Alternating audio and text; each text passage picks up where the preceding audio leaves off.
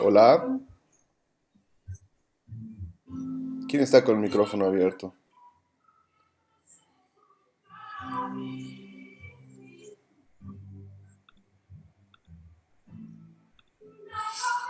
No logro ver. ¿Quién está con el micrófono abierto? Además de yo. Tengo a Eliseo Tarks con el micrófono abierto. Alguno de los dos debe ser. Por favor, mutéense, chicos.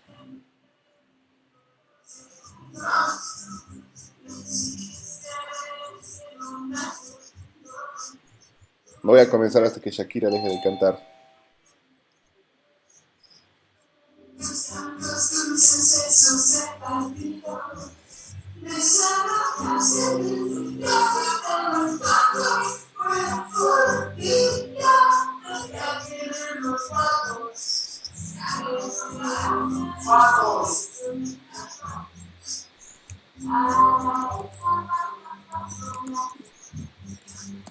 Es, ¿Quién es Tarks? Él está con su micrófono abierto y música. No puedo mutearlo tampoco si acabo de escribir. Por favor, puede mutearse. No voy a continuar con la clase si no se mutea.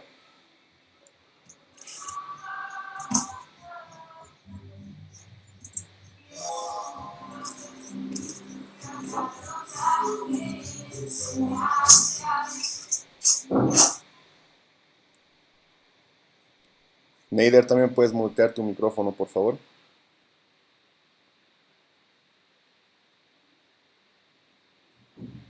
Bueno, ahora sí.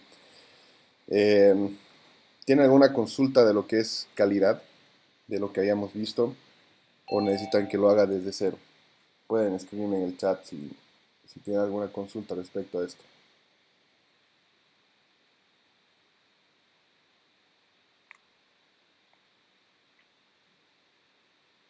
Bueno, como habíamos mencionado, eh, está en nosotros los seres humanos el cometer errores, y eso es lo que van a hacer los devs. Van a meter errores porque son humanos en lo que es el código cuando estén desarrollando. Entonces ahí es donde entramos los de control de calidad a hacer notar estos errores para que puedan ser arreglados. Nosotros también cometemos errores, no significa que nosotros como ingenieros de control de calidad seamos perfectos. Nosotros también cometemos errores, pero ahí es donde entra el tema de lo que es la calidad del producto. Nosotros tenemos que darle calidad al producto. Si por alguna razón nosotros tenemos que eh, ver y comparar la calidad entre una prenda, comida, algún artefacto, celulares, qué sé yo, y otra, podemos, podemos fácil darnos cuenta cuál tiene mejor calidad. Si es un celular de gama alta y un celular de gama media, gama baja, nos podemos dar cuenta en muchos detalles cuál tiene más calidad, ¿no? Y obviamente lo que es calidad siempre va a costar un poco más. Por eso es de que ese es nuestro trabajo como ingenieros de control de calidad. ¿Qué es lo que nosotros hacemos? Los developers trabajan en lo que es el cómo para llegar a los requerimientos del cliente.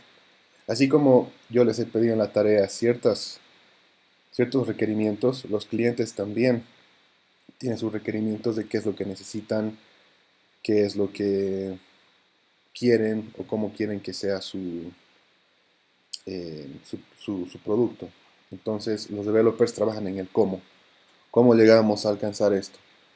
Ellos tienen que, dentro de lo que saben, dentro de lo que han aprendido, dentro de su creatividad, dentro de su ingenio, llegar al cómo de la mejor manera posible, de la forma más productiva y más eficiente.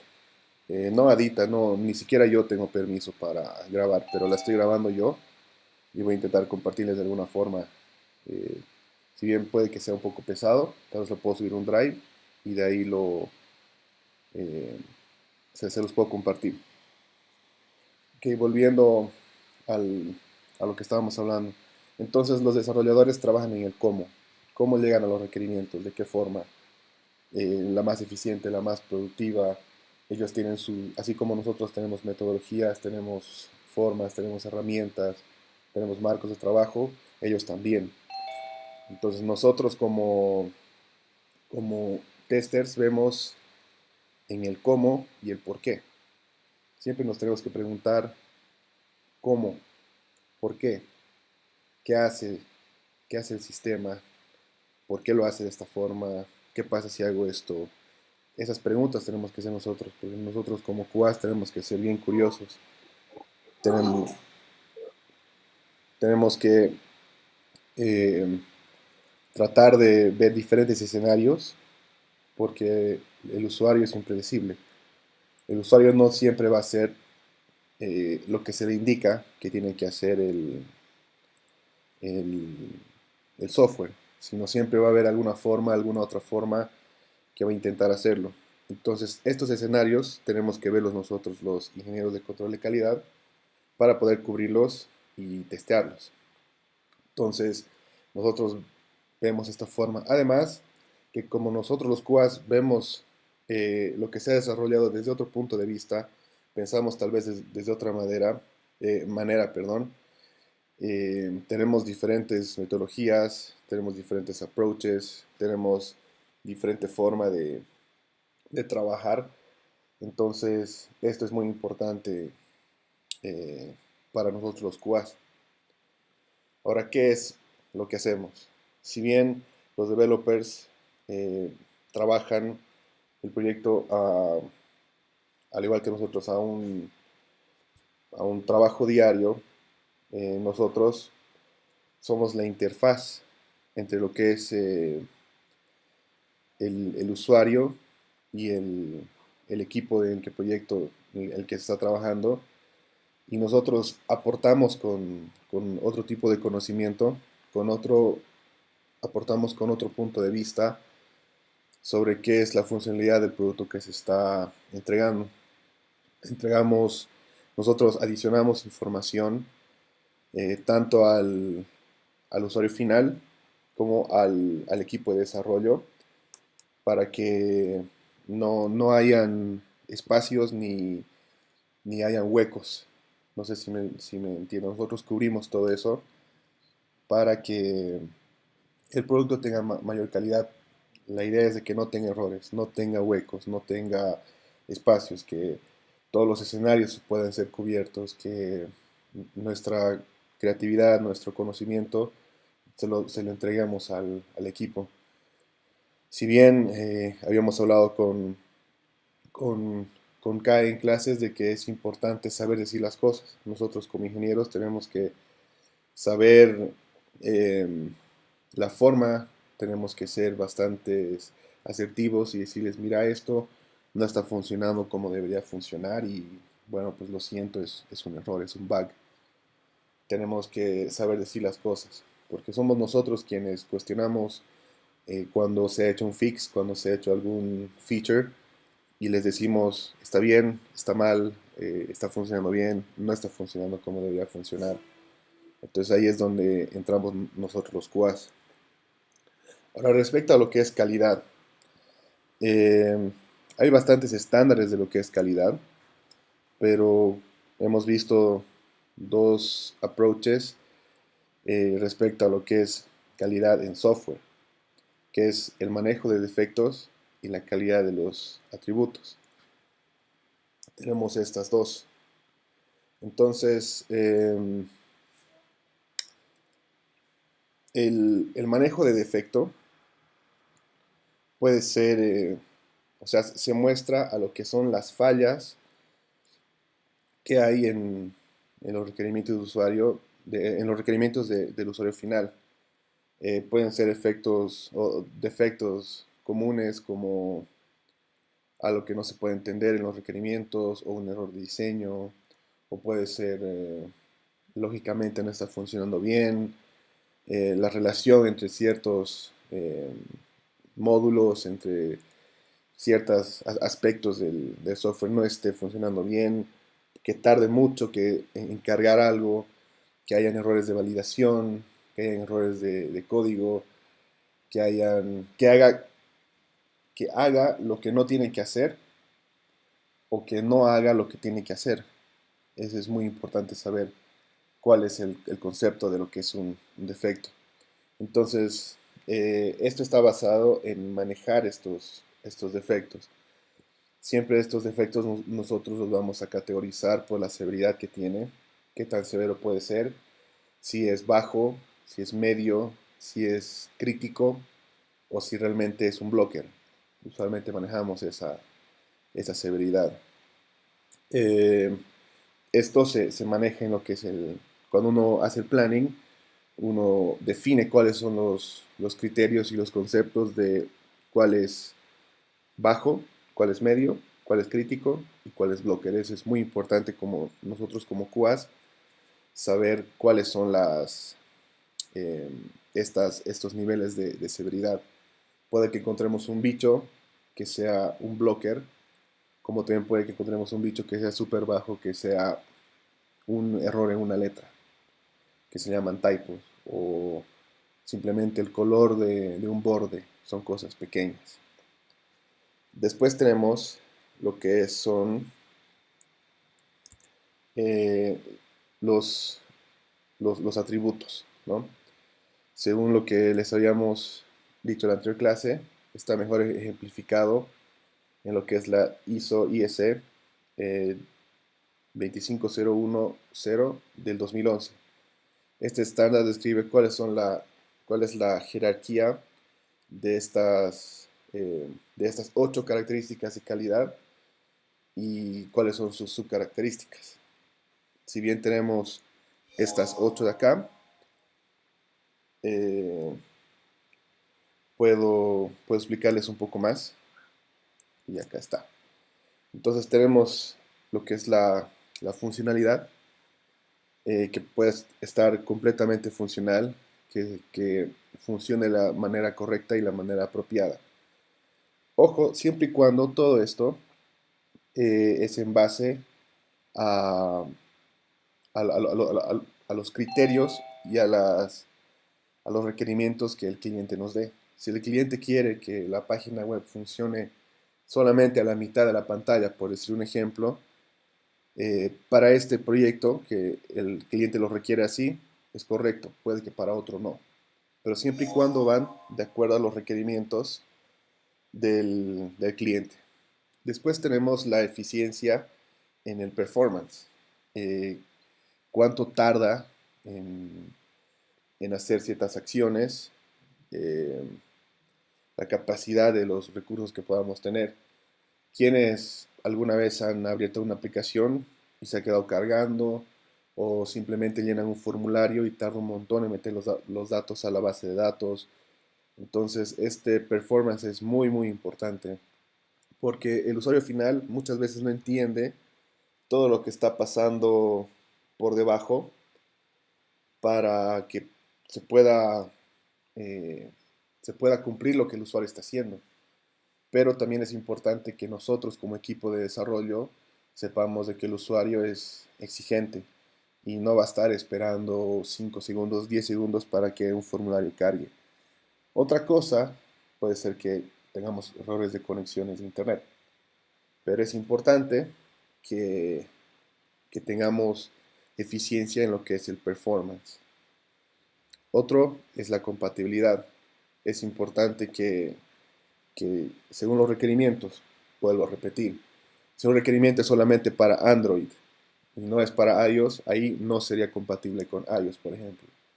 Pero si es una aplicación que es compatible con Android y es compatible con iOS, tiene que poder funcionar en ambos.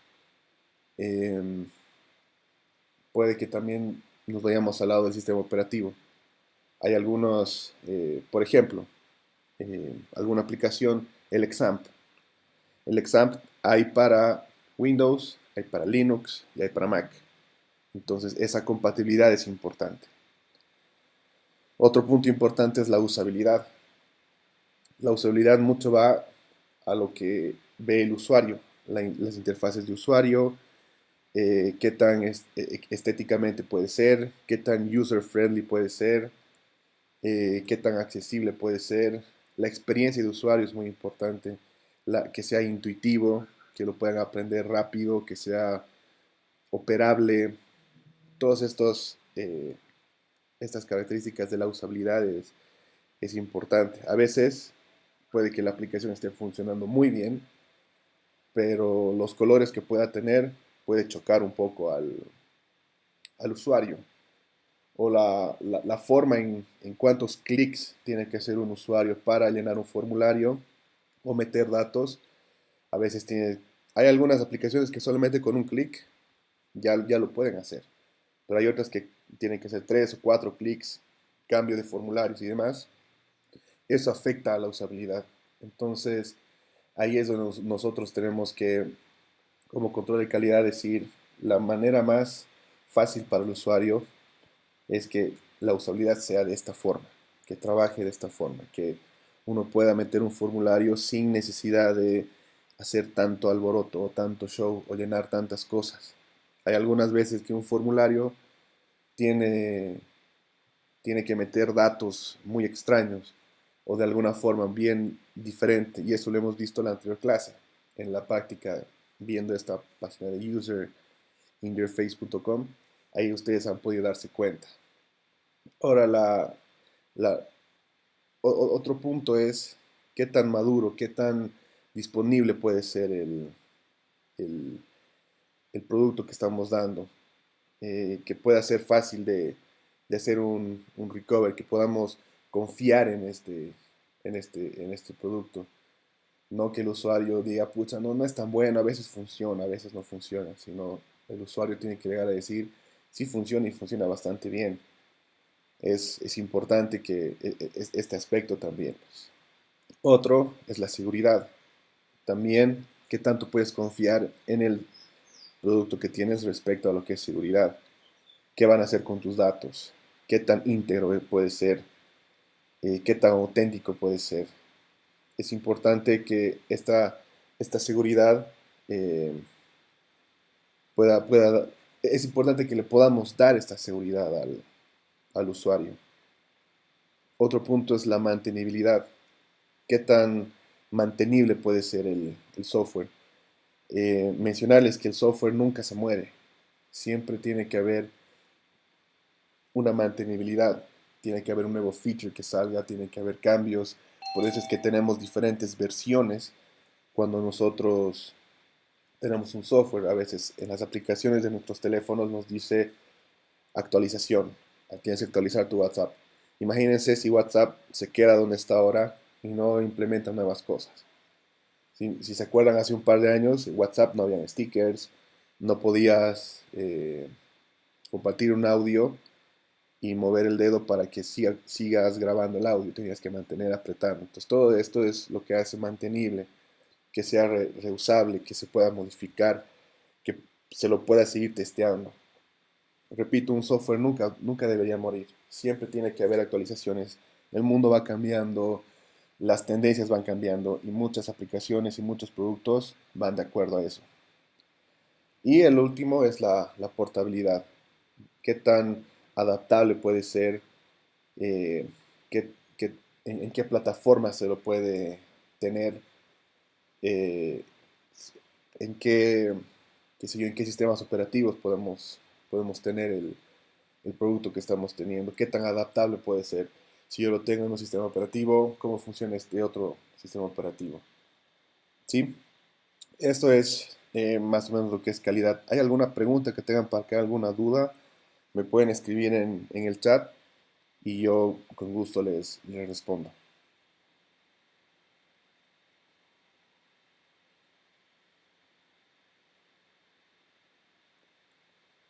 ¿Está todo claro? Si les pregunto, me responderían entonces.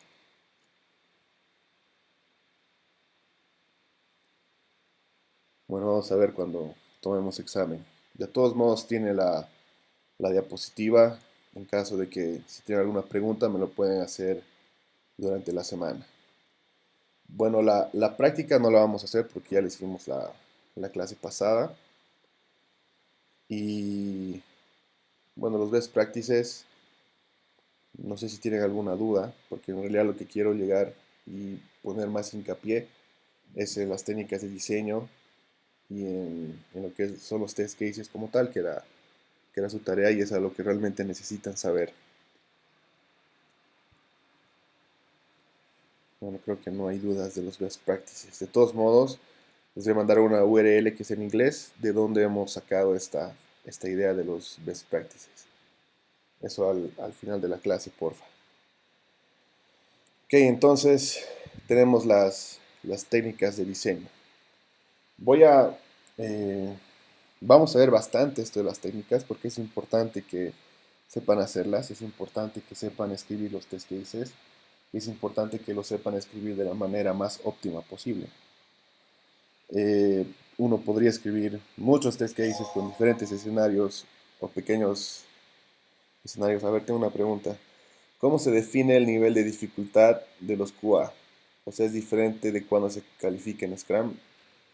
No estoy entendiendo mucho tu pregunta, Álvaro. Tal vez te puedes desmutear y puedes preguntarme mejor.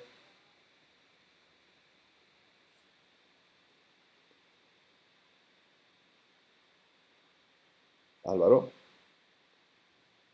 Hola, hola, sí. Te quería preguntar que, o sea, cuando tenemos los requisitos en Scrum para priorizar los ponemos sobre niveles, ¿verdad? Lo que es fácil, medio o difícil. O sea, ¿cómo hacemos nosotros los QA para hacer la revisión de para hacer el test case de algún requerimiento? O sea, ¿nos basamos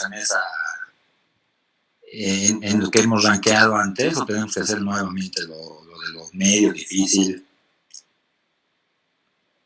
Lo que tienes que, me dices que en Scrum uno pone la dificultad de los requerimientos. ¿Eso lo me estás preguntando? Sí, en Scrum haces eso. O sea, cuando tienes requerimientos lo priorizas en nivel bajo, medio o alto para empezar a hacer los requisitos. Y cuando un tester está haciendo eso, se basa en esa prioridad o saca una nueva prioridad.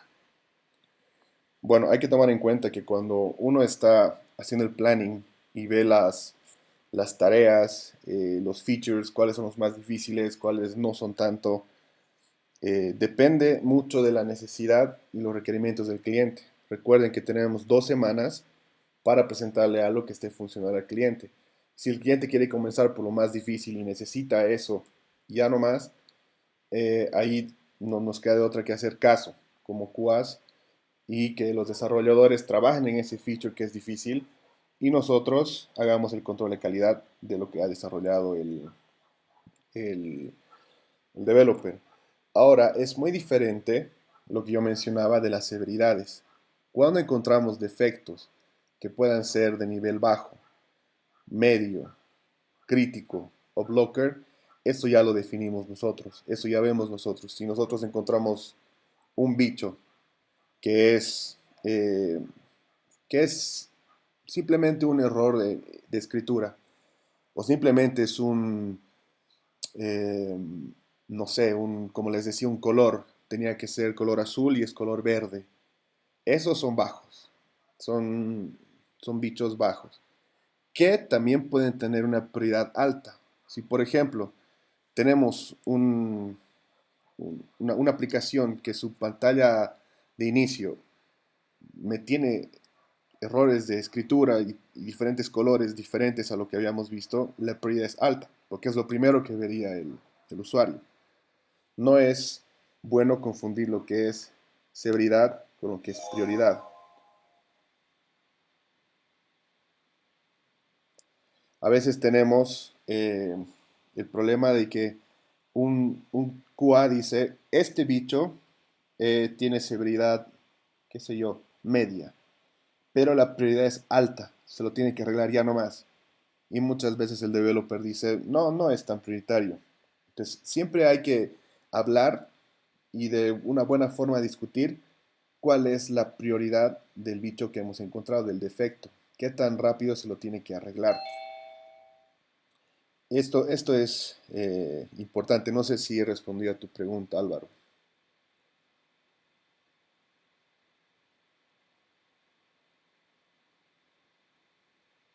Ok, entonces veamos las técnicas de diseño. Eh, tenemos lo que son las técnicas dinámicas, que son las que son basadas en especificaciones, en estructura y en experiencia. Las que son las de especificación, tenemos las que son las boundary o que son las que son eh, limitantes. Tenemos las de equivalencia, tenemos tablas de decisión, diagrama de estados de transición y testeo de casos de uso. En lo que es la que está basada en estructura, tenemos lo que es el coverage, basado en lo que es statement, es decir, en lo que se ha dicho.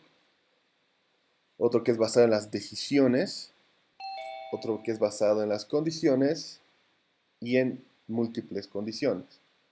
Y ya lo que es con experiencia es el exploratory testing y error guessing. Entonces vamos a ir viendo de a poco estas. Fernando, ¿puedes mutear por favor tu micrófono? Entonces, empecemos por lo que es el equivalence partitioning. Esto no es tan complicado.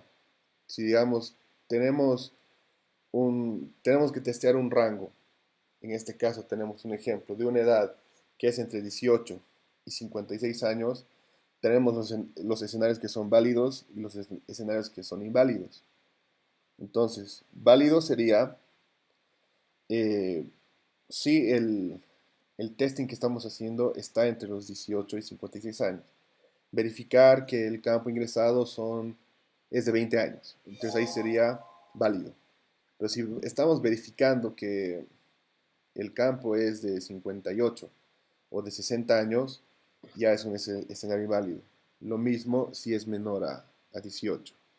Entonces, es importante poder identificar cuáles son los escenarios válidos y cuáles son los escenarios inválidos. Por ejemplo, les voy a dar otro, otro ejemplo respecto a esto. A ver, ¿dónde lo tengo?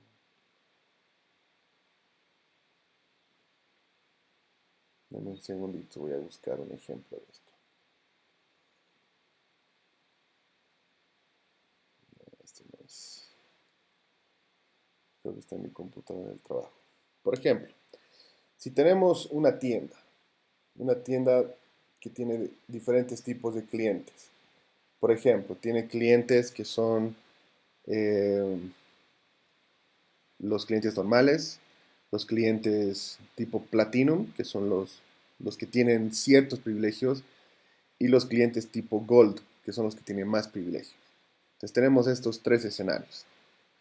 Mejor lo voy a buscar acá si es que lo tengo.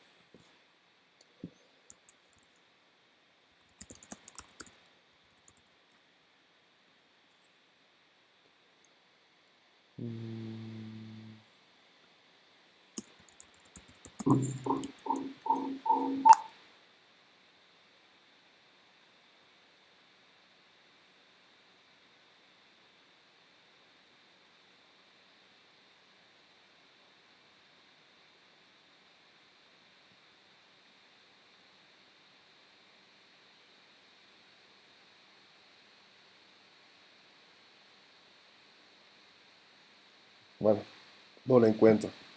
Volvamos. Tenemos tres tipos de clientes. Tenemos el normal, el silver y el platino. Perdón, el gold.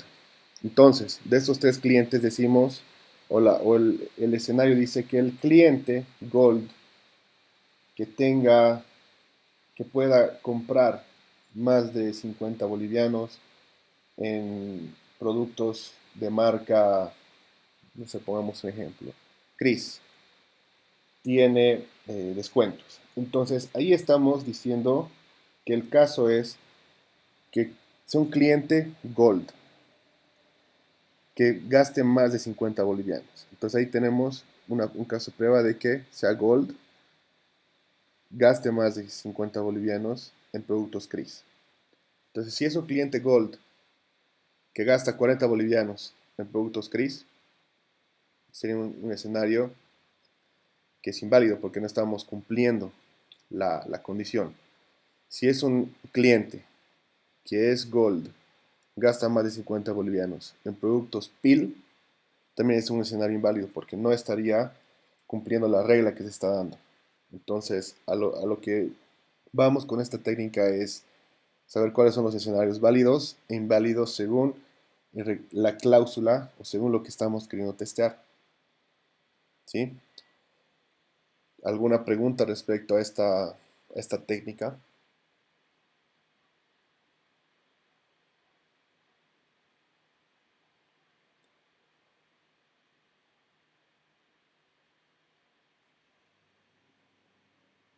No solamente hola Pablo, no solamente son escenarios numéricos, pero se usa escenarios numéricos para que sea más fácil de entender. Puedes hacer lo mismo si es que tienes una marca de auto y que vas a comprar cierta cantidad o cierta marca de llantas y eres una persona que pesa tantos kilos, por ejemplo. Entonces, si pesas menos de 100 kilos y manejas esta cantidad de autos con esta marca de llantas, por ejemplo. Son diferentes escenarios que se puede dar de acuerdo a la aplicación que tienes. Y no necesariamente hay un escenario válido. De ese escenario puede haber varios válidos, pero usamos ejemplos pequeños para que se puedan dar cuenta de qué es lo que es válido y qué es lo que no es inválido. ¿Alguna otra pregunta?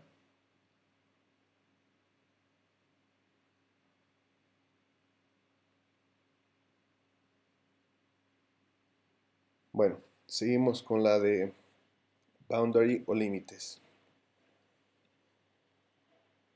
En este caso, nosotros tenemos que analizar cuáles son los límites de acuerdo a cierta condición que nos dan. Acá seguimos con el ejemplo de la edad. Entonces, tenemos una edad entre 18 y 56. Podemos tener un límite que sea el 18 o el 18 más 1, que en este caso sería 19, o del límite que es el 56 menos 1.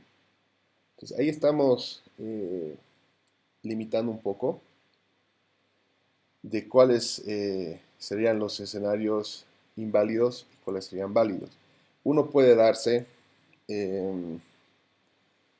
acá en el ejemplo te da un más 1 o menos 1, pero uno puede tener, digamos, yo le puedo dar un más 10 y un menos 10. Entonces ahí mi límite sería eh, el rango que tengo, más 10 y menos 10 es como cuando en colegio veíamos desde el punto cero están los negativos a la izquierda y los positivos a la derecha. Entonces ahí nosotros podíamos poner un rango y contar los negativos y los positivos dentro de ese rango. Entonces más o menos véanlo desde ese modo. Vamos a hacer el testing que es válido dentro de este rango, dentro de entre 18 y 56. Entonces, si ya excede ese límite que hemos puesto, ya sea hacia los negativos y los positivos, ya es un escenario inválido. Pero dentro de ese rango, todos los escenarios que podamos ver son válidos. Esto va un poco casado con lo que es partitioning porque seguimos teniendo escenarios válidos y seguimos teniendo escenarios inválidos, pero acá ponemos un rango, ponemos un límite. ¿Tienen alguna pregunta de este?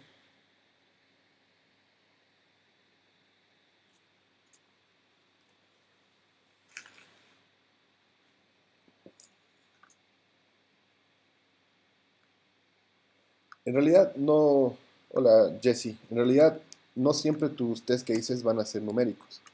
Vuelvo a repetir, usamos numéricos para poder o para que sea más fácil para nosotros darnos cuenta. No siempre tus test cases van a ser numéricos. Recuerden que podemos hacer test cases de cualquier producto o deberíamos ser capaces de hacer test cases de cualquier producto que nos toca. Usualmente tenemos escenarios de usuarios, digamos, tenemos usuarios que el escenario válido son usuarios que son solamente o que tienen permisos de administrador, por ejemplo. Entonces, todos los usuarios que tengan permisos de administrador y hagan acciones dentro de la aplicación es un escenario válido. Los usuarios que no tengan permisos de administrador y sean simples, inmortales usuarios, para ese caso serían inválidos. Entonces, no solamente son números, pero usamos números para poder darnos cuenta de una manera más fácil. También se puede testear tamaño de caracteres. Digamos, si uno quiere decir nombres que solo tengan 10 caracteres. Entonces, si tenemos, o podemos decir que tengan de 1 a 10 caracteres. La otra vez hablando con Kai me decía que hay una persona en el mundo, creo que es en la India, que se llama 6. Así, 6, el número 6. Puede ser muy tonto y chistoso, pero existe. O hay personas que tienen nombre con 2 letras, digamos Al. Entonces, uno puede poner el rango según el escenario que tenga. Por ejemplo, si tengo nombres de 2 a 10, entonces los nombres que no estén dentro de ese rango serían escenarios inválidos. La diferencia entre equivalence partitioning y boundary es que en equivalence partitioning no tienes un rango. No tenemos un límite que le estamos dando. De todo lo que estamos teniendo, según el requerimiento, vemos cuáles son los escenarios inválidos o no válidos. Pero en el boundary, según el límite que tengamos, son los que son inválidos y los que son válidos. Son bastante parecidos, pero hay la diferencia. Uno está dentro de un límite. Todo lo que está dentro de ese límite es válido y todo lo que está fuera de ese límite es inválido. Mientras en equivalence eh, tenemos, eh, pasa que por el ejemplo tal vez es que piensan que no hay mucha diferencia. ¿Cuántos test cases es recomendable hacer usando este ejemplo? En realidad eso depende mucho de cuál es el requerimiento que tengas o cuál es el escenario que estás testeando. Pero vamos a ver más adelante eh, en lo que es tablas de decisiones, por ejemplo, cuáles son los escenarios que llegamos a repetir y como se repiten, no tenemos que hacer test cases porque en realidad serían lo mismo, sino tenemos que ver la forma de optimizar los test cases para que con un test case puedas cubrir varias cosas y no tengas que tener varios, porque recuerden que les hablé de lo que es regresión. En lo que es regresión uno corre todos los test cases. Entonces, si uno va a correr el mismo test case 6 veces, estaría perdiendo tiempo. Entonces, la idea es tener test cases que sean óptimos y puedan cubrir bastantes áreas.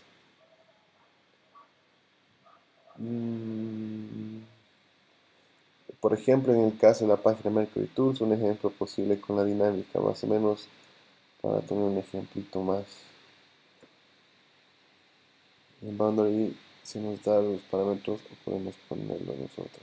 Este del Mercury Tours, les voy a dar el feedback de acuerdo a sus tareas, porfa.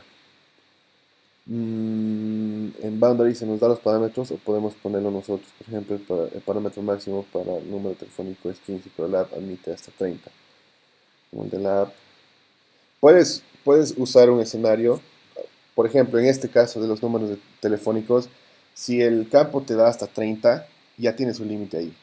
Pero si en el escenario no tienes, o si, por ejemplo, este campo no estaría validado y puedes meter hasta 100 números, tú te puedes dar un rango según el número más largo que podría haber dentro de tu testing. Si digamos tienes un número de teléfono que es de 15 y es el más largo que tienes, entonces puedes ponerte tú el límite de 15 y además decir que es un bicho de que no esté validado ese campo.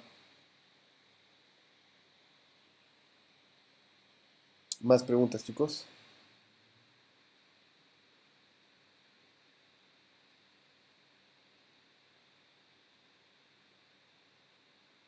Bueno, continúo.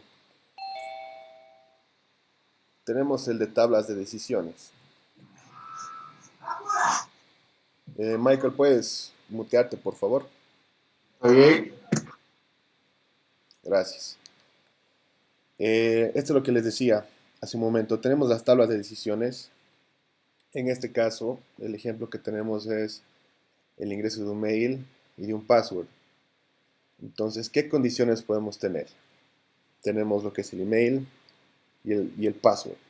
Podemos decir de que ambos puedan ser blancos, que uno pueda simplemente dejarlos en blanco y apretar login, o pueda que el email esté en blanco y el password uno meta cualquier cosa y sea inválido, o podemos decir que no tengamos un mail, pero pongamos un password correcto. Es decir, si mi correo es axelsantos@avantica.net y no pongo mi correo y sí pongo mi contraseña que es correcta, a ese escenario se refiere.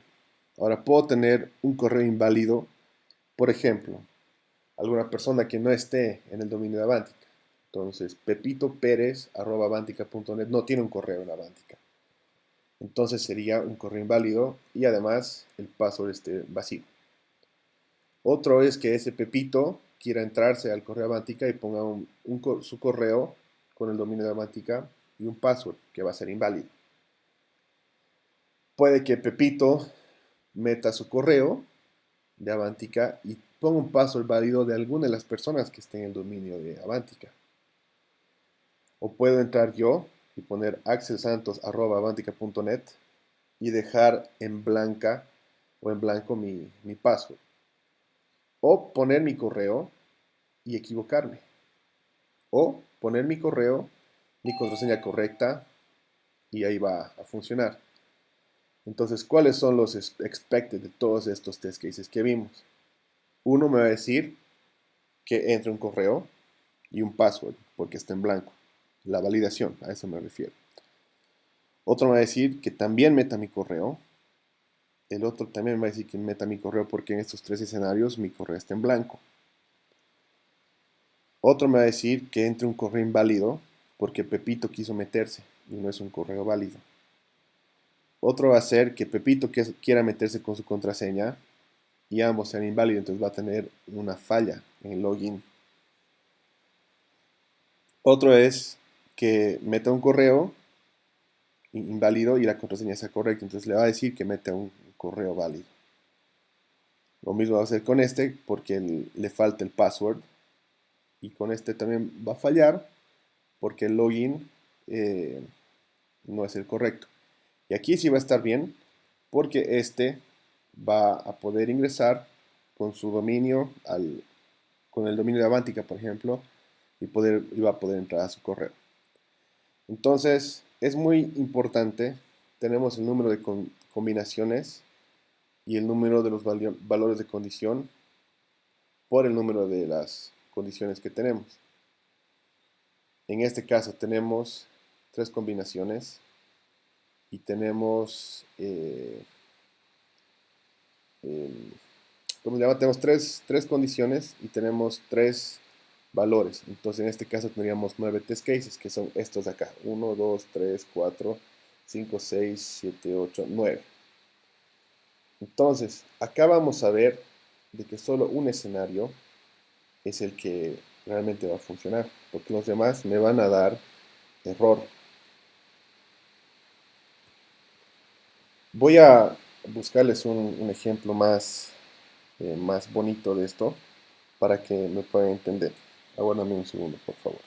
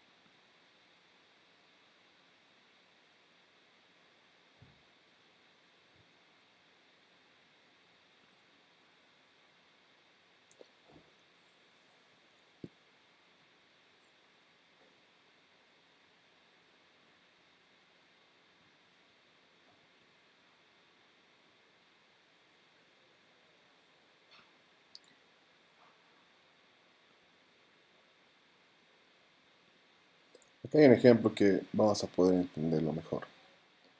Este se trata de triángulos, ¿sí? Entonces, dice acá, aplicando las tablas de decisión para probar el programa que determina las tres medidas introducidas por el usuario, forman un triángulo. Y si es así, determinar qué tipo de triángulo es. Entonces, tenemos que diseñar la prueba para realizar tomando en base a los requerimientos y casos de uso que se van a utilizar para este sistema. En este caso, el requerimiento es que el sistema acepte tres medidas y posteriormente evalúe qué tipo de triángulo es. Entonces tenemos A y B mayor a C, A y C mayor a B y B y C mayor a A. Entonces, si se cumplen una de las condiciones que he mencionado hace rato, se considera que las medidas introducidas forman un triángulo. Entonces, ¿cómo vamos a identificar eh, qué tipo de triángulo es? Entonces, si la condición de entrada, a ver, un cachito, ahí está mejor. Si la condición de entrada es A igual a B, tenemos A igual a C y B igual a C. Tenemos 6 condiciones de entradas. Es importante en esta técnica saber cuáles son las condiciones porque según a eso van a salir las reglas. Y cada regla, en este caso, sería los escenarios o los test cases que podamos ver. Tenemos las condiciones de salida que las vamos a ver ahorita a continuación.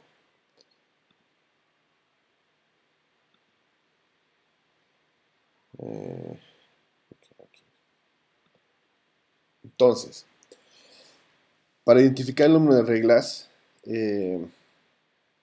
tenemos que saber cuáles son las condiciones que hemos identificado anteriormente.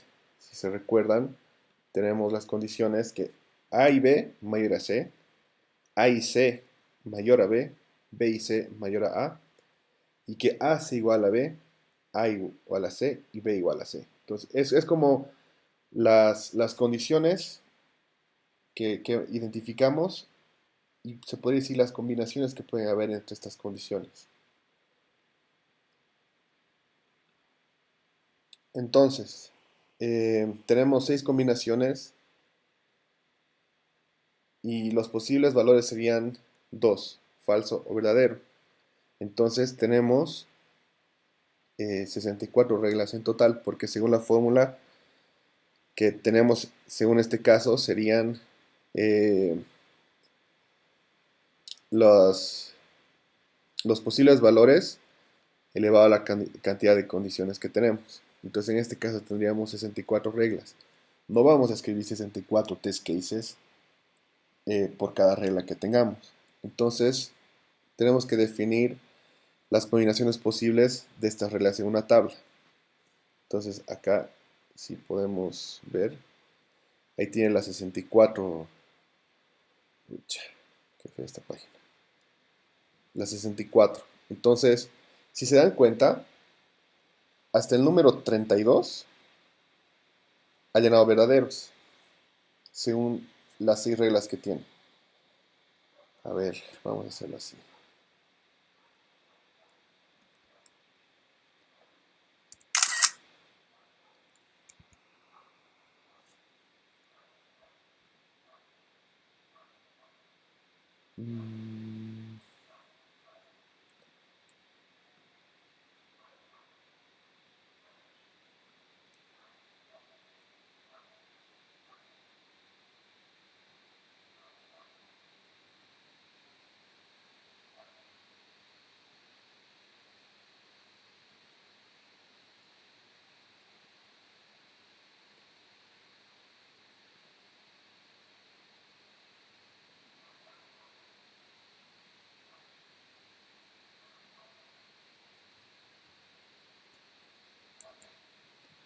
Ok, ahora sí estamos un poco mejor. Entonces, tenemos, como les mencionaba, las 64 reglas en todo esto, desde la 1 hasta la 64. Entonces, como ya hemos identificado cuáles son las condiciones, si se dan cuenta, hasta el número 32 que tenemos acá, hemos llenado la primera parte con verdaderos.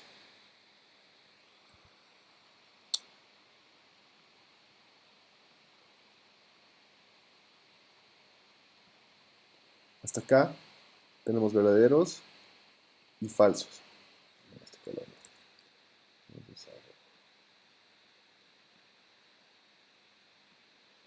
Voy a usar Photoshop para que me puedan entender y podamos rayar. Entonces hasta acá, si se dan cuenta, la primera fila ha llenado la mitad verdaderos y la mitad falsos.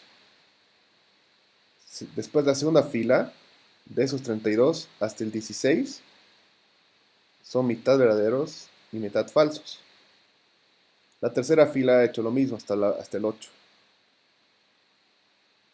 Y la siguiente fila hasta el 4. La siguiente fila hasta el 2. Y la siguiente fila hasta el 1. Por eso es que es muy importante tener las condiciones que vamos a tener para poder saber. Entonces, de acuerdo a cómo tengamos por cada regla, este es verdadero, verdadero, verdadero, este es verdadero, pero el de abajo es falso. Este es verdadero, verdadero, verdadero, uno es falso y el otro es verdadero. Entonces, aquí vamos a identificar que según cada regla, en las 64 que tenemos aquí, vamos a poder tener algunas que se repiten. sí o sí vamos a tener las que se repiten. Entonces, esos son escenarios de test cases que no tendríamos que hacer. Entonces, así es como vamos a reducir nuestra cantidad de test cases según las condiciones que tengamos. Entonces, volviendo a la página, tenemos, eh, como son demasiadas reglas las que tenemos que evaluar, no es muy viable, como les decía, tener 64 test cases como tal. Entonces, las primeras tres condiciones determinan si las medidas introducidas forman un triángulo. Al no cumplirse una de las tres condiciones, el resultado es que las medidas que se especificaron en las entradas no forman un triángulo, por lo cual no procede a evaluar las siguientes reglas y se va a mostrar el mismo resultado. Es decir, no va a ser un triángulo si las otras combinaciones no cumplen con que tenga tres lados, ¿verdad? Entonces, eh, mostrando, o si pueden lograr ver este ejemplo de aquí, vamos a hacerlo así.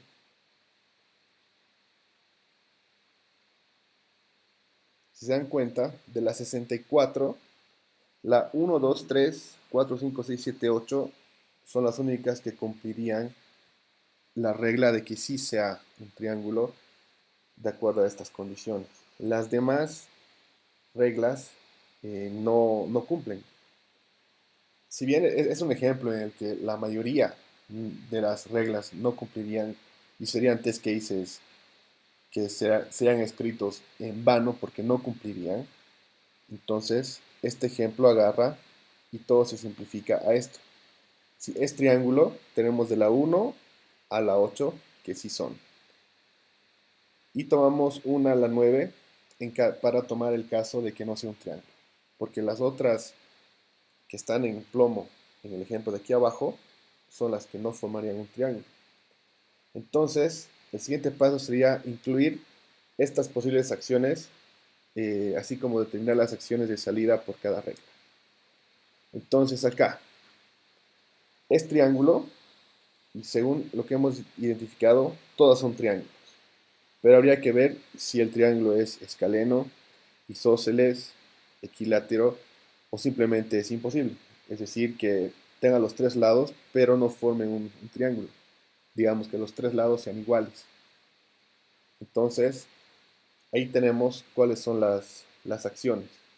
Para definir los test cases, una vez que se identifican todos los posibles valores de entrada, así como también los valores de salida, podemos definir qué escenarios probar para que el programa esté funcionando y como les hemos explicado con CAE, empleamos una estrategia de caja negra, en lo que solamente tenemos datos de entrada y cuáles son los datos de salida. Metemos datos y esperamos resultados. Eso se trata de lo que es caja negra. Entonces, eh, este es el resultado que tendríamos. Tendríamos eh, 1, 2, 3, 4, 5 test cases y los demás dirían que no es un triángulo porque es es un imposible. Entonces, la idea de esta técnica es de que podamos identificar las condiciones, qué acciones pueda tener y la cantidad de reglas posibles que puedan haber. Y las cantidades de esas reglas que puedan fallar o puedan ser iguales o no cumplan con lo que está pidiendo, en este caso un triángulo, serían test cases que no nos servirían. Y nos enfocamos en los que sí nos sirven para hacer nuestra prueba. Imagínense, de 64 test cases, hemos llegado a lo que son solamente 9.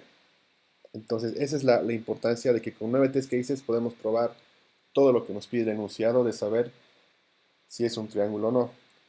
Esto se los voy a copiar ahorita al, al grupo de WhatsApp para que lo puedan tener y lo puedan un poco entender más allá de lo que yo les he explicado.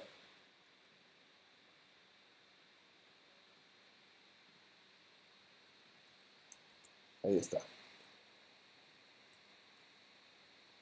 ¿Alguna pregunta? No tanto al ejemplo, sino a cómo se funciona con estas tablas de decisión.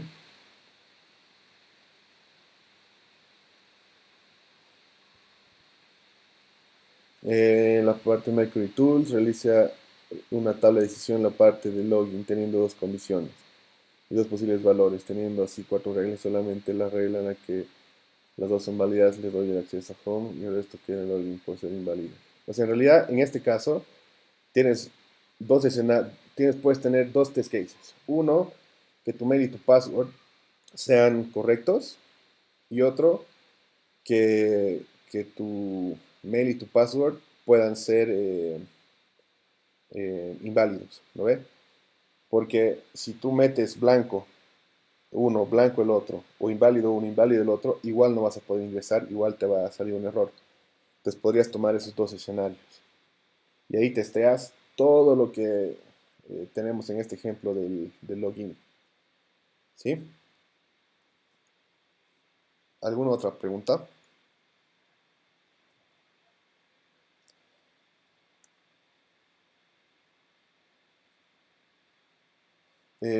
Valid, blank, invalid. Ese blank se refiere a que el campo de email o el campo de password no le he puesto nada, lo he dejado en blanco. Invalid sería que he metido un dato, pero no es correcto. Digamos que he metido un password que no tiene nada que ver. Lo mismo con un email, he metido un email, como le explicaba. Pepito Pérez no está en el dominio de Avantica, entonces no tiene un correo de Avantica. Entonces ahí sería un correo inválido. Por más de que meta una contraseña correcta, va a seguir siendo inválido. Y lo que es válido sería que, en mi caso, como yo pertenezco al dominio de Avantica, ponga mi correo, ponga mi contraseña y pueda entrar. Entonces, eh, por eso sería de que son dos los escenarios eh, que son válidos en este caso para, para poder testear todo. Dice 3 a la 3 porque esa es la primera. Vas a sacar todos los escenarios posibles. ¿Te acuerdas? En el triángulo teníamos 64. Entonces aquí es 3 elevado a la 3. No, mentira, no es 3 elevado a 3. Aquí es 3 por 3. Sería 9. Entonces aquí, como es más pequeño el ejemplo, tienes 9 test cases. Pero no vas a hacer los 9 test cases, sino en este caso podrías hacer 2. Cuando es válido y cuando es inválido. Es decir, cuando puedes entrar y cuando no puedes entrar. Como es caja negra, metes datos, entras. Metes datos, no puedes entrar. Así de simple. No estamos hablando de que serían dos campos, sino estamos hablando de que tenemos las condiciones y tenemos las acciones.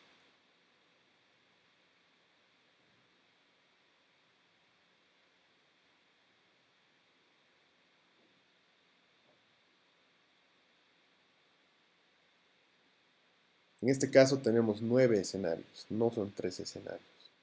Son 9 escenarios, son 9 test cases. Pero con solo 2 podemos cubrir todo el... Podemos testear de que si funciona, si entran los datos o no entran los datos. A eso me refiero con este ejemplo.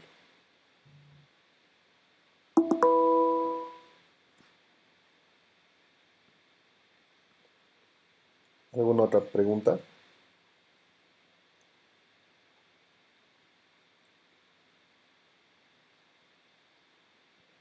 Bueno, veamos la otra, lo que es State Transitioning. En este State Transitioning es más o menos como un flujograma. No sé si se acuerdan cuando recién comenzamos la carrera, hacemos un flujograma. Entonces acá podemos, según lo que nos pide, según por dónde vayamos, qué decisiones puede haber. Si es sí, va a continuar, y si es no, no va a continuar. Entonces voy a buscar un ejemplo en el cual podamos entender esto un poco mejor. Dame un segundito, por favor.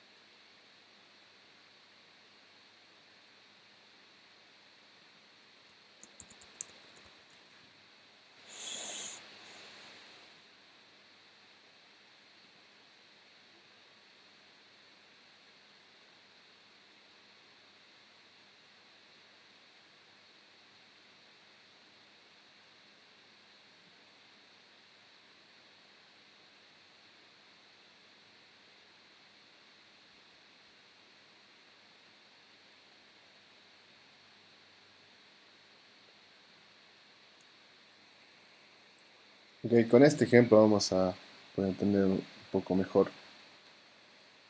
Como ya sabemos, el State Transition es una forma dinámica, una técnica dinámica de testeo. Así como más o menos expliqué, la idea es que tengamos como un flujograma de qué es lo que está pasando según el escenario que podamos cumplir. Algo que quiero mencionar respecto a todas las técnicas de testeo, hay veces en las cuales es mejor usar una técnica y hay veces que es mejor usar otra técnica para poder manejarlas todas y saber cuándo manejar cuál. Eso depende mucho de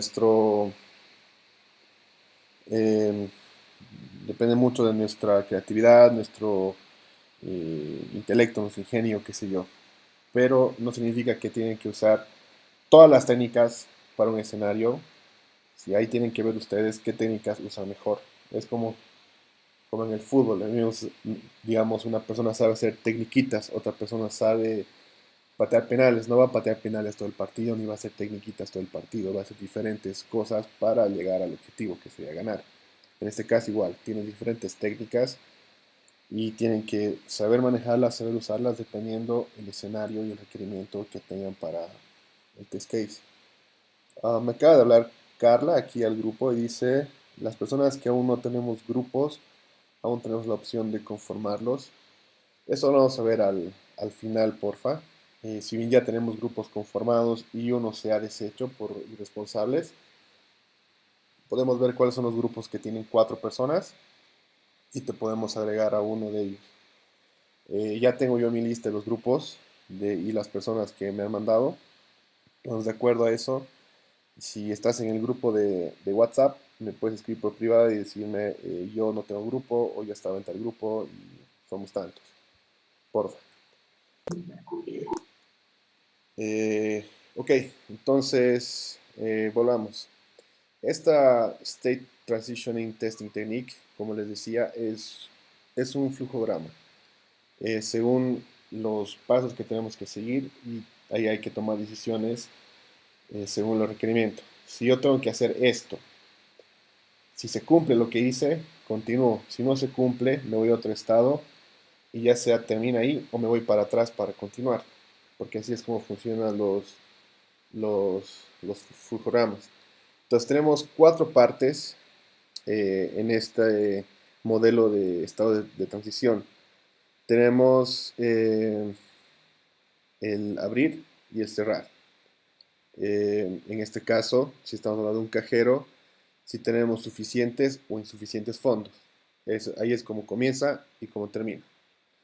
Después, eh, la transición de un estado a otro, esa es otra parte que tenemos. Y los eventos que originan esta transición. ¿Qué es lo que está pasando acá? Digamos, si ya en el caso del cajero te dio el dinero o está fuera eh, fuera de dinero, digamos, el cajero. Y otra acción sería si hay un mensaje de error o si se ha entregado el dinero. Entonces, para cualquier estado que se haya dado, eh, ¿cuáles son los, un evento es el que origina una acción, pero ese mismo evento de diferentes estados puede originar diferentes acciones o llevar a diferentes estados. Entonces tenemos acá el ejemplo de un cajero. Si uno va a un cajero y quiere sacar $1000, entonces necesita que el cajero le entregue dinero. Entonces va al cajero y le hace el request de esta cantidad de dinero, pero al mismo tiempo el cajero le dice que no tiene esa cantidad de dinero y que está, o sea, que está con saldo insuficiente, el cajero. Entonces, y esto ha pasado porque la cuenta de banco ha sido cambiada de un estado que tiene fondos suficientes a un estado que tiene fondos insuficientes. La transacción que ha causado a la cuenta cambiar de ese estado puede ser porque previamente ya sacó dinero. Entonces acá tenemos un diagrama de cómo el cajero automático procesa el PIN de la persona. Entonces empezamos metiendo la tarjeta al cajero. El cajero va a esperar por un PIN. Entonces la persona mete su PIN. Al primer intento, le dice que ha sido aceptado y puede llegar a la cuenta. O puede que se haya equivocado y meta un PIN incorrecto. Y la segunda vez que mete el PIN incorrecto, puede que sí lo haya metido bien y entre a la cuenta. O puede que la tercera vez vuelva a meter un PIN y no sea correcto y le rebote la tarjeta o se la trague, o que la tercera el PIN sea aceptado. O sea, así de sencillo es. Solamente que hay que, en este caso, vemos los escenarios que son posibles. Metemos la tarjeta, vamos, metemos el PIN y al primer intento el PIN es correcto y va a entrar a mi cuenta. Puede darse el caso de que haya metido el PIN incorrecto y me dé una segunda oportunidad. En la segunda oportunidad puedo meter el PIN correctamente y me lleva a mi cuenta, o puedo meterlo incorrecto y me dé una tercera oportunidad. Y si en esa tercera oportunidad meto el PIN correctamente, entro a mi cuenta. Si me volví a equivocar, no me acepta el PIN obviamente y me rechaza o se la traga mi tarjeta. Entonces ahí podemos ver cómo son las transiciones de los diferentes estados que tenemos. Por eso les digo, es muy parecido a un flujograma. Y creo que es un poco más sencillo que las otras técnicas. Entonces, acá tenemos. Cuando hemos metido la tarjeta, cuando hemos tenido que en el estado 2 metimos la tarjeta, es decir, aquí arriba. Después tenemos que esperar por un PIN y el PIN ha sido válido o el PIN ha sido inválido. Estos S3 son los diferentes estados que hemos tenido. Entonces, prácticamente lo que tienes que hacer en esto es cuál ha sido el camino con el cual he llegado a cumplir y ha llegado a funcionar, y cuáles son los caminos más largos con los que he llegado a cumplir y me ha llegado a funcionar, o el camino en el que directamente no me llegó a funcionar. Entonces ahí tenemos los diferentes escenarios y los diferentes test cases que podemos crear. Por ejemplo, voy a ver si tengo otro ejemplo un poco más completito. Deme un segundo, por favor.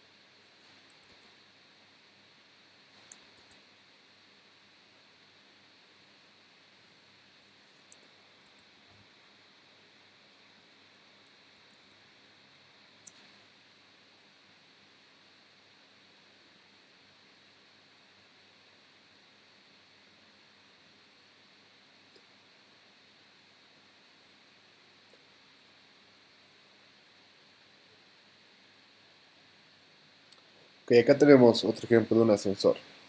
Entonces, comenzamos que estamos en el primer piso y decimos que vamos a subir.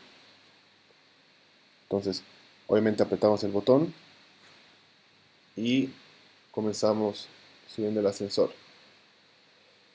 Eh, puede que el ascensor algún rato se pare. eh, Podemos retornar de nuevo al piso donde estábamos o podemos seguir subiendo. Entonces, este, lo, de lo que se trata esta técnica es saber cuáles son todos los caminos los cuales podemos tomar para llegar a un resultado o para decir que no está sucediendo algo. Entonces, estamos en el primer piso, subimos, se paró, puede volver a bajar o puede volver a subir. O puede que ese sea el piso en el cual la persona se quede. Entonces ahí están los escenarios y ahí están los casos de prueba que uno puede tener. ¿Alguna pregunta respecto a esto?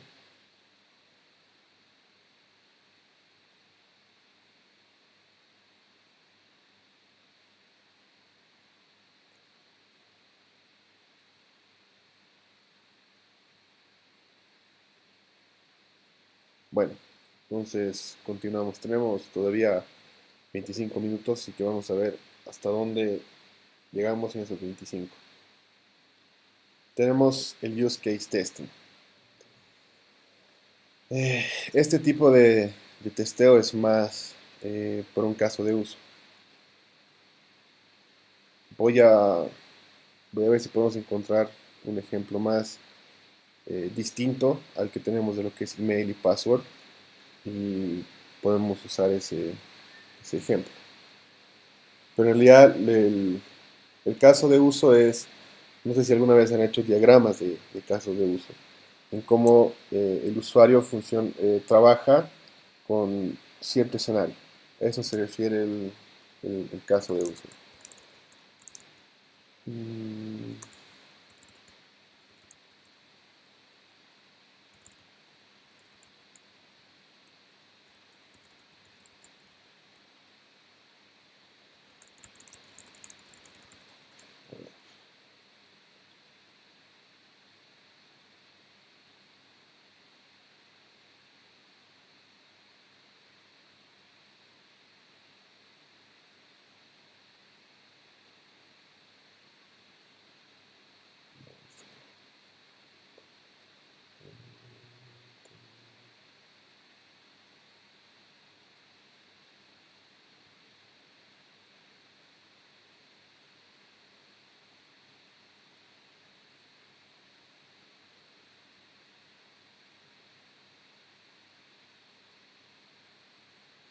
el caso de uso es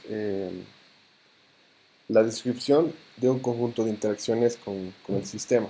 O sea, es que el usuario con qué tipo de, o en qué tipo de casos va a interactuar con el sistema, ya sea uno o varios actores. Cuando hablamos de un actor, hablamos de que ese actor es el usuario en ese escenario. Pero también nos sirven como técnica para la agrupación de todos estos requisitos funcionales que pueda tener el producto que estamos testeando. Eh, y ahí es donde nos referimos a este caso de uso para determinar una funcionalidad particular o un grupo de funcionalidades relacionadas. También el caso de uso debe contemplar las múltiples rutas posibles que el usuario puede seguir para llevar a cabo el proceso, el cual llamamos nosotros escenarios, y cada, y cada ruta posible que podamos tener.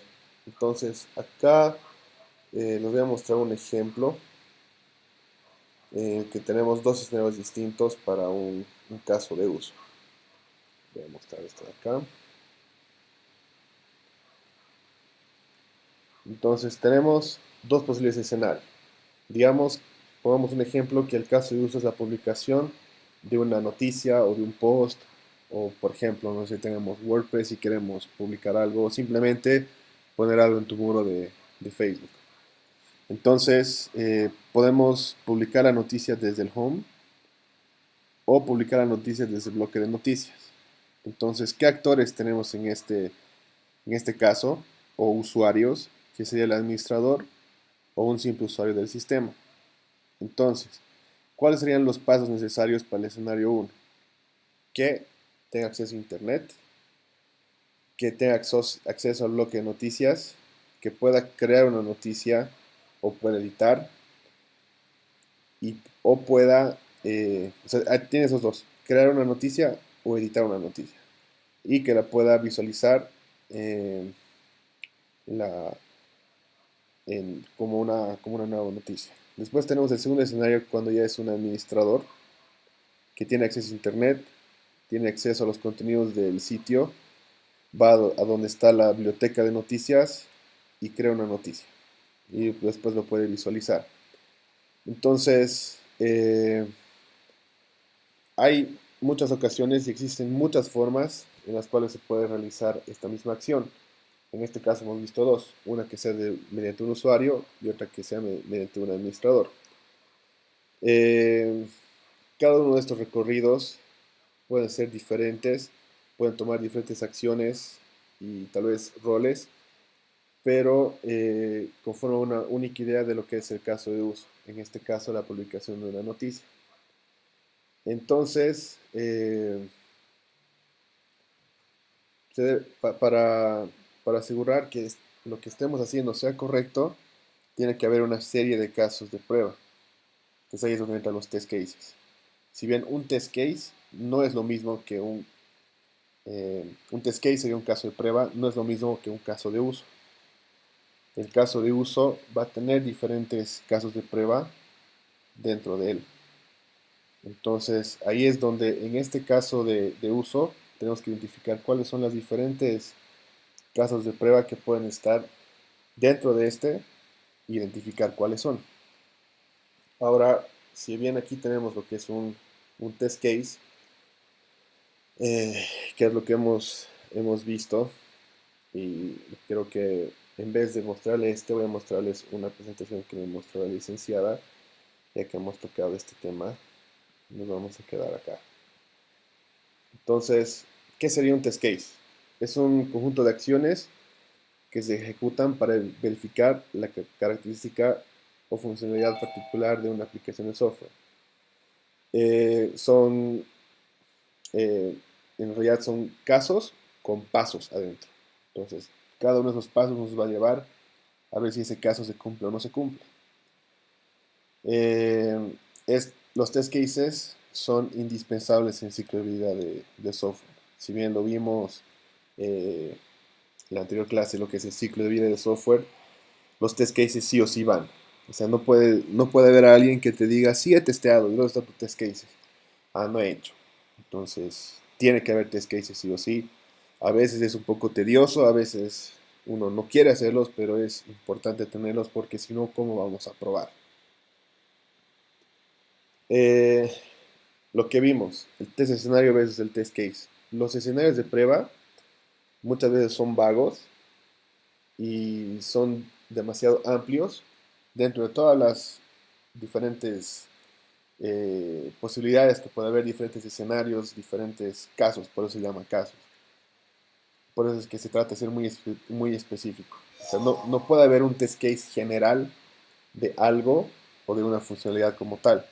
Tiene que haber varios test cases que prueban diferentes funcionalidades o prueban diferentes escenarios dentro de una funcionalidad. Eh, por ejemplo, tenemos muchos posibles casos. Eh, tenemos que verificar la funcionalidad de un login. Es lo que me habían preguntado para la tarea, para la página que veíamos. Entonces, tenemos que ver los resultados que sea un user y un password válido. Cuando metes un user y un password inválido. Eh, ¿Qué es lo que pasa si mete un user o un password vacío? ¿Cuáles son las validaciones de cada campo? Entonces, ahí se ven los escenarios y esto hemos visto en las técnicas y esta era parte de su tarea. Entonces, los voy a jabonar bastante con lo que es test cases. Vamos a ver mucho esto, no solamente se va a quedar acá ni en esta tarea. Y lo que voy a hacer es revisar sus test cases hasta más tardar el lunes. Ya les voy a mandar la tarea para el siguiente fin de semana, que sería el 21. Creo que vamos a tener unas 2 o 3 clases remotas por este tema del virus y demás. Pero igual tenemos las herramientas, tenemos internet, tenemos reuniones y demás donde podemos juntarnos y ver. Y yo estoy abierto a las preguntas que tengan durante toda la semana. Yo no he recibido ninguna pregunta toda esta semana. Recién ayer se pusieron un poco las pilas para hacer las tareas. Entonces pregunten, chicos. Si yo les voy a mandar la tarea el lunes, yo voy a esperar preguntas martes, miércoles, jueves, hasta viernes. Pero es importante que me pregunten las dudas que tengan y demás. No se callen. Yo solamente no respondo mi celular fin de semana, pero después en la semana estoy a la hora que gusten. Siempre estoy hasta tarde. No se preocupen si me hablan 11 de la noche, 12. Yo siempre estoy despierto a esa hora, así que pregunten. Y si no logro responderles en la noche, lo voy a hacer en la mañana. Así que sigamos viendo. ¿Cuáles son las características que tiene un test case? No tiene que ser ambiguo, tiene que ser directo, tiene que ser sencillo. ¿Se acuerdan que en la anterior clase vimos de que hay aplicaciones que permiten hasta solamente 80 caracteres en el título? O sea, nos obligan a que sean claros, que sean concisos. Tiene que ser atómico. Cuando decimos atómico es que tiene que ser bien detallado, bien escrito, único, sencillo y claro. O sea, no tiene que haber lo mismo en varios test cases. No tiene que ver las pruebas. Si bien algunos pasos pueden ser un poco similares, pero tienen que ser bien explicados. Tienen que ser directos. Tienen que ser concretos. Cosa de que cualquier otra persona que venga, digamos, se añadió un nuevo chico al equipo y él tiene que correr los test cases, tiene que ejecutarlos, entonces él tiene que saber hacerlo.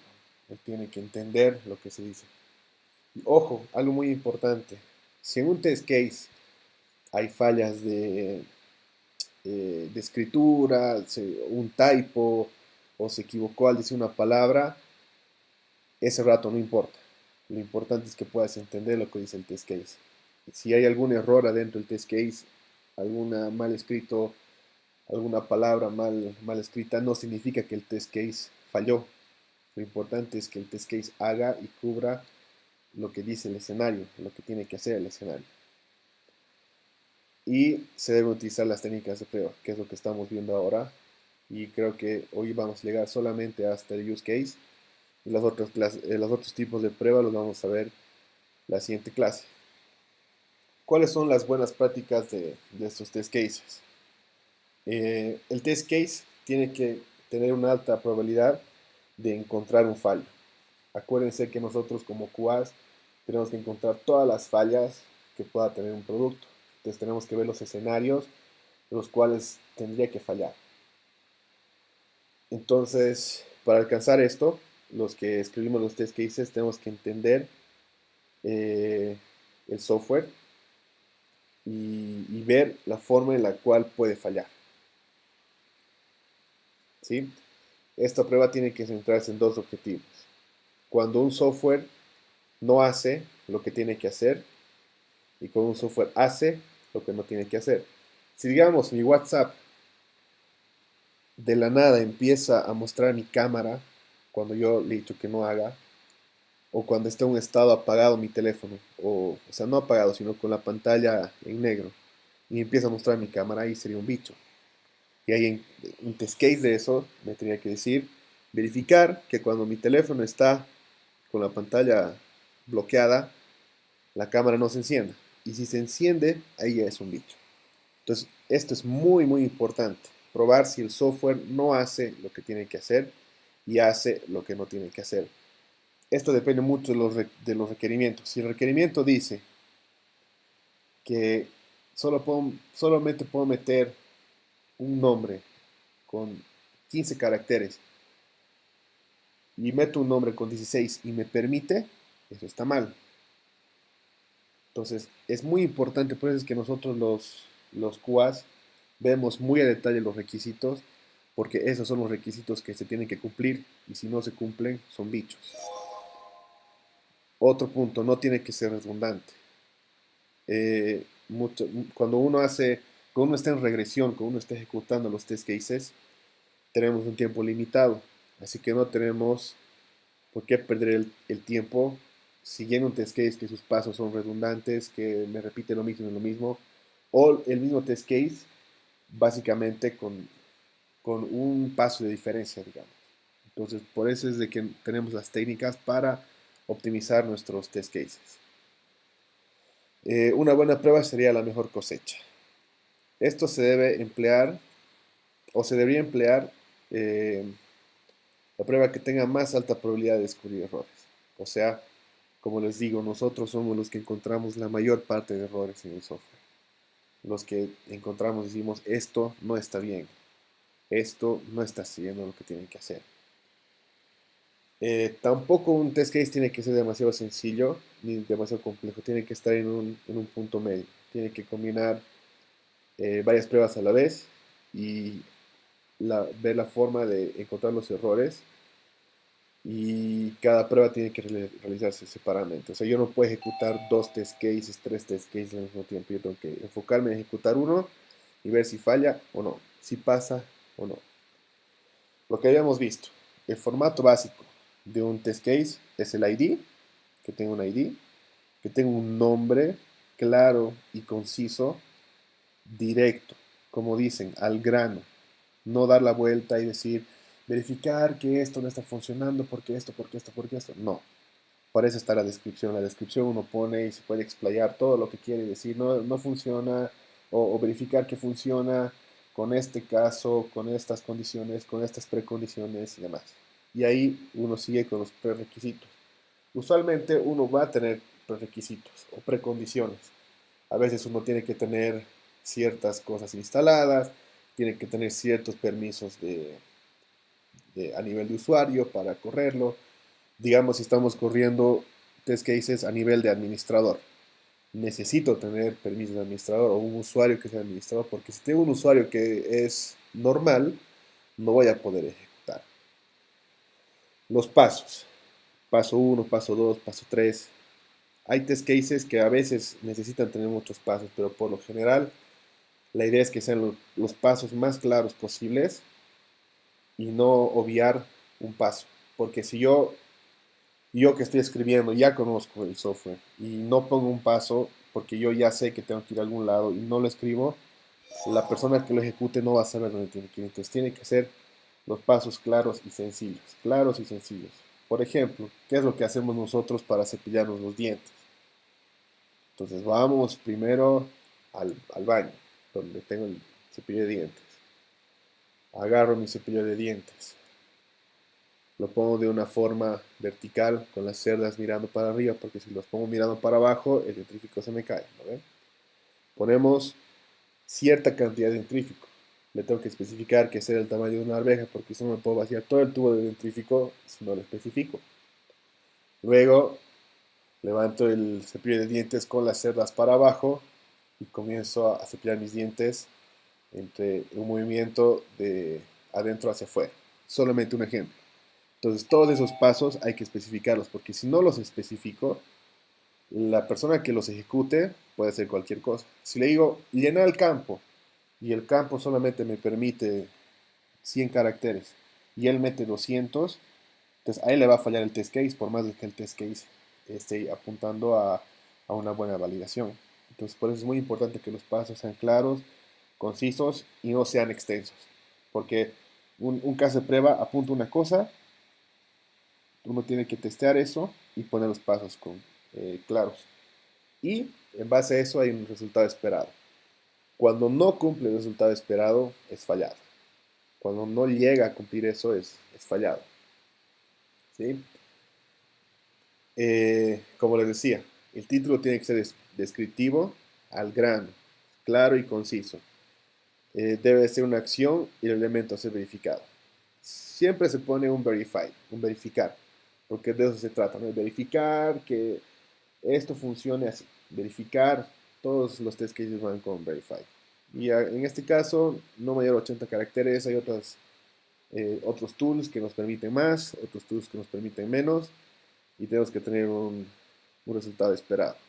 Las descripciones, como les decía, ahí se pueden explayar, ahí pueden ustedes dar a entender de qué se trata el test case, pero tampoco pueden escribir un testamento, ¿no ve? Porque la idea es de que esto se ejecute lo más rápido posible. Entonces, sepa de qué se trata, pueda leer el título, leer un poco la descripción y vamos, lo ejecutamos.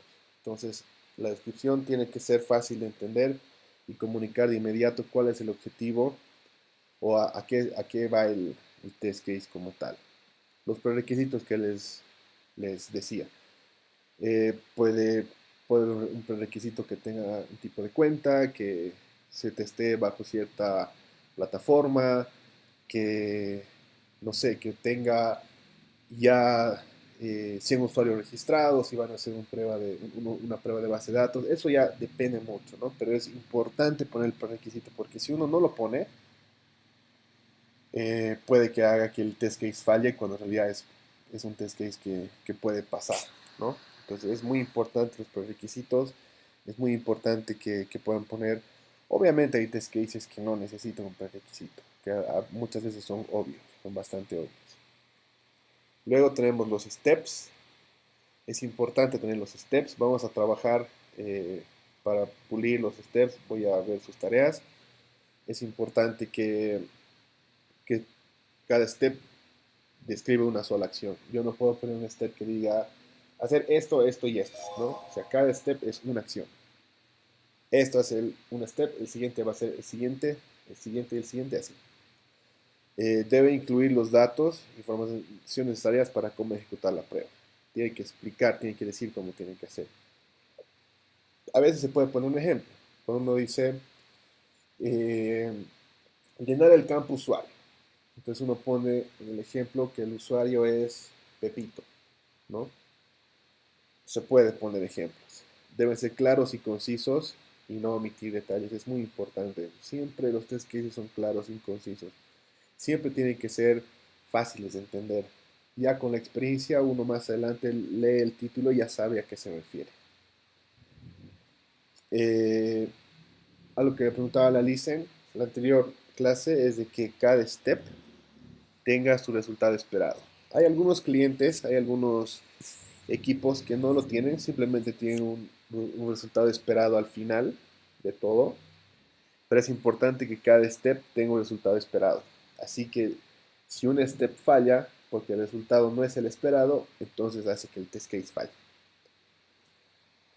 El resultado esperado nos dice a nosotros los QAs lo que debe experimentar como resultado de los pasos de la prueba, es decir, los pasos que he ejecutado, que he ido corriendo uno por uno, ahí puedo saber si el caso es aprobado o fallido. Es decir, puede que eh, los pasos puedan cumplirse todos y el último falle hace que el test case falle, ¿no? El resultado esperado. Hay resultado esperado por cada paso y hay un resultado esperado global. Eso tenemos de lo que es test cases, si bien nosotros les habíamos mostrado un poco de manera gráfica lo que son los test cases, pero es importante que sepan manejar los test cases, ¿no? Um, lo que es structure based, las técnicas estructuradas y los ejemplos los vamos a ver la siguiente clase. Lo que quería era entrar un poco más a detalle a qué son estas técnicas, porque son las que vamos a utilizar para escribir test cases. Entonces la otra parte lo vamos a ver en la siguiente clase. Eh, Repetirles que CAE ya no está formando parte del- de este curso. Entonces cualquier pregunta, duda que tengan, cambio de grupo, etcétera, conmigo o con la licenciada. Eh, no es bueno que estén cambiando de grupo a cada rato, porque necesito que el grupo se mantenga hasta el final, que el grupo llegue a tener afinidad, sepan cómo sobrellevar las situaciones, los problemas, inclusive hasta la irresponsabilidad, porque muchas veces a mí me han puesto en un equipo o en un grupo en el cual no me caían muchas personas o muchas personas eran irresponsables y al cliente no le importa si el equipo no funcionó, si el equipo no hace, el cliente solo espera los resultados y que se cumplan. Y en esta clase, mi rol y el rol de la licenciada es como si fuésemos clientes. Entonces, si me dicen que no ha hecho, que ha viajado, que está en el interior, que se ha ido a su pueblo, etcétera, lamentablemente, chicos, eso no es asunto mío, porque por algo son un equipo. Y el equipo tiene que comunicarse, tiene que saber cómo sobrellevar y demás. Entonces, eso es un factor muy importante. Esta va a ser la última vez que yo voy a acomodar personas en los equipos. Vamos a ver el tema de Carla y el tema de Pablo, que son los dos chicos que me han hablado por el tema de cambio de grupo. Los demás grupos, lo siento chicos, si escogieron a esas personas y son unos irresponsables, vean ustedes cómo hacen. En el anterior curso me comentaban que hubo una chica que solita se puso todo el equipo al hombro porque ninguno hacía. Porque el resultado que yo espero es por cada equipo, no por cada uno de ustedes como tal. Es muy importante que sepan cómo trabajar en equipo. Si el líder es irresponsable, háblenlo, díganle, mira, tú no tienes tiempo, no tienes la capacidad, no sé, veamos quién va a ser el lead. Pero tampoco es bueno un cambio constante. Es bueno que cada uno asuma lo que se le ha, eh, el rol que se le ha dado y la forma en la que se está trabajando. Y es importante que cada uno continúe así hasta el fin. No son muchas clases, chicos, son 13 clases. Ya vamos 3. Tenemos 10 clases más y se acabó esto. Entonces, aprendan a sobrellevar sus situaciones, sus problemas dentro de su equipo. Entonces, no voy a dar la tarea ahora. Dependiendo del feedback que yo tenga de sus test cases, se las voy a dar a más tardar lunes para que me lo puedan entregar el esta vez se los voy a aceptar hasta las 9 de la mañana del sábado. No va a ser hasta el viernes en la noche. Hasta las 9 de la mañana del sábado. De todos modos voy a escribir el comunicado de qué es lo que se va a hacer, hasta qué hora y demás. Y por favor cumplan lo que yo les digo. Cumplan con el horario que les doy. Cumplan con el deadline. Cumplan con el formato que les pido.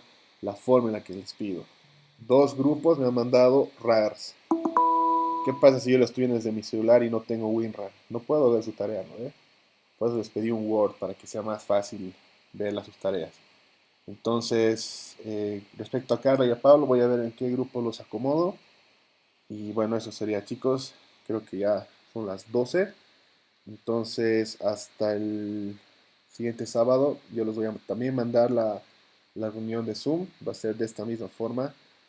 Y antes, si tienen preguntas o algo, por favor, eh, abran sus micrófonos, me preguntan, yo les respondo y cada uno a la vez, por favor.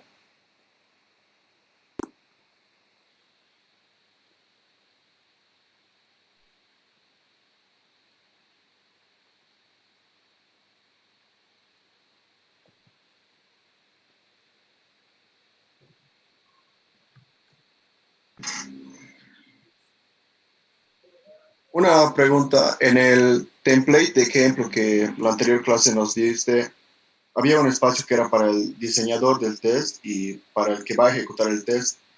¿El que va a ejecutar el test tiene que ser alguien del mismo equipo o tiene que ser alguien ya exterior a él? Muchas veces eres la persona del equipo o también muchas veces eres otra persona. En este caso todavía no hemos ejecutado ningún test case. Eso lo vamos a llevar en el curso cuando ejecutemos test cases y aprendamos cómo hacerlo. Pero por el momento déjenlo en blanco. ¿Está bien? Una pregunta.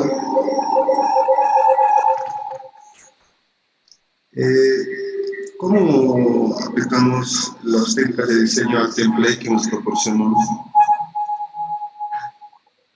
¿Cómo aplicas las técnicas de diseño al template? En realidad no tienes que aplicarlas al template, tienes que aplicarlas a la página que hemos compartido. El template simplemente es para llenar los campos que hemos quedado, que son estos de acá. A ver. Estos son los campos que deberíamos llenar en el test case, no las técnicas. O sea, la técnica no se aplica al ejemplo del test case, se aplica a la página que hemos dicho que era esta de acá, ¿no ve? Esta es la página que tenemos que testar. Entonces ustedes aplican las técnicas, sacan los test cases y recién los test cases los escriben en el formato que se les ha mandado.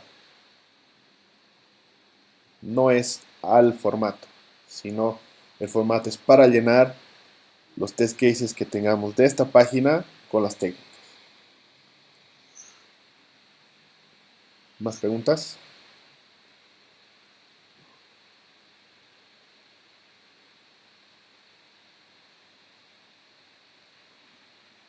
¿Nadie más, chicos? ¿Será que podemos volver a enviar lo que no nos ha recibido para que, digamos, para una práctica, para que nos vuelva a corregir en qué estamos fallando, qué es lo que nos está faltando, digamos? Si no hay alguien que nos revisa, no sé de dónde vamos a aprender, nos vamos a autocalificar, ¿no? En realidad, Fernando, lo que yo les dije es de que lo voy a revisar y se lo voy a mandar el lunes. Entonces, el lunes a cada lead del equipo les voy a mandar el feedback de lo que han hecho ustedes. Y de acuerdo a eso van a saber en qué se han equivocado, qué han hecho bien y qué han hecho mal. Y ahí vamos a ver cuál va a ser la siguiente tarea, si lo corrigen, si escriben más. Ahí vamos a ver dependiendo de eso. Ya, está bien. Una pregunta, ¿en postcondiciones sí o sí tiene que haber algo escrito o también se puede dejar en blanco? Eso depende mucho del equipo. Pero si ustedes han escrito algo en postcondiciones, dependiendo a lo que han visto en la página, está bien. Y si lo han dejado en blanco, también no hay ningún problema porque no todos los test cases tienen postcondiciones. ¿Cómo sé cuándo tengo que poner una postcondición? Cuando tu resultado esperado te lleva a una condición. Es decir, por ejemplo, si tu resultado esperado te dice que tu base de datos tiene que estar llena con 100 usuarios, por ejemplo, entonces la postcondición es que la base de datos tenga 100 usuarios. Oye, Eso depende gracias. de nada, depende mucho del expected, ¿no?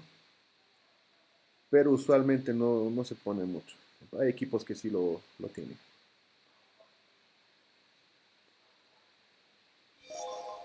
¿Alguna otra pregunta? O tal vez Listen, usted quiera decir algo.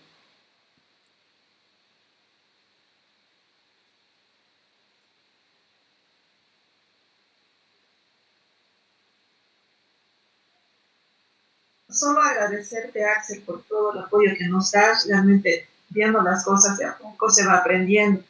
Y recomendar a todos los estudiantes que cumplan con las asignaciones, porque ese es el objetivo, de que ustedes vivencien esto, pero tampoco se va a dar el caso de que no cumplan sus asignaciones en el tiempo y posteriormente quieran enviar. Eso genera un desfase y es bajo su responsabilidad. No es que se está pidiendo perfección, pero sí se está pidiendo compromiso, ¿no? De cada uno de ustedes es una oportunidad única y que deberían aprovecharla. Eso es todo de mi parte. Agradecerte nuevamente, Axel, y a todos los que se han conectado. Aprovechen este tiempo, ¿no? Para desperdiciarlo en otras cosas, sino más bien para aprender más, investigar. No es suficiente estas pocas horas, entonces por su cuenta vayan profundizando. Axel, quizás nos puedas facilitar las diapositivas extra o el material extra de los sitios que has enviado. Eso es todo. Gracias. Buen día.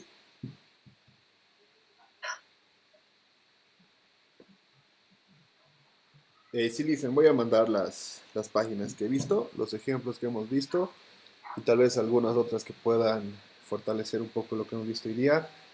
Y nos estamos quedando en use cases y vamos a ver lo otro la siguiente clase. Entonces quedamos eso, chicos. El lunes,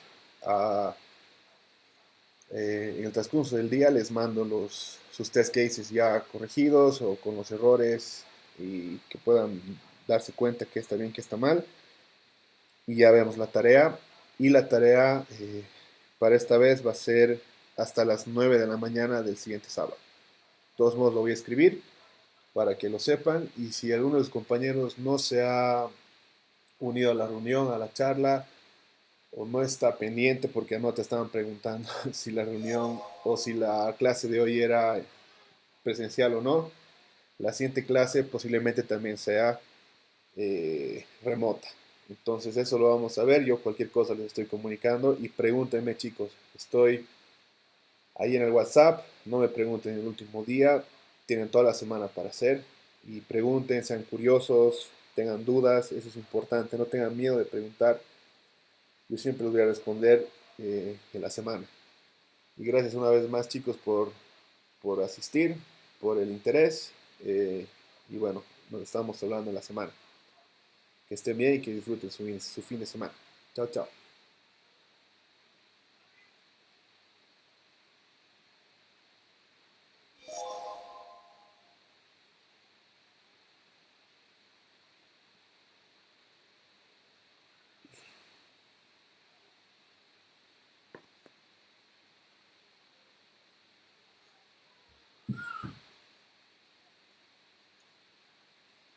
Saco la cita fresca, ¿no?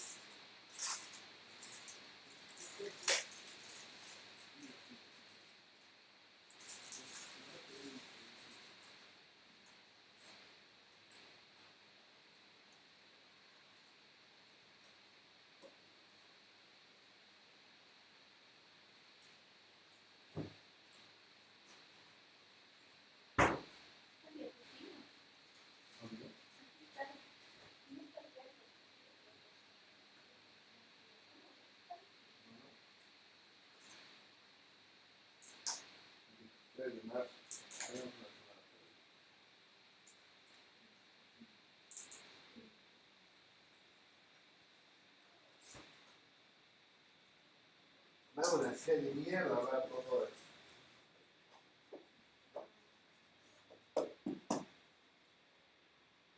Entonces nos vamos a bañar y vamos a ir donde mi mamá, ¿no ve? Sí. Ya.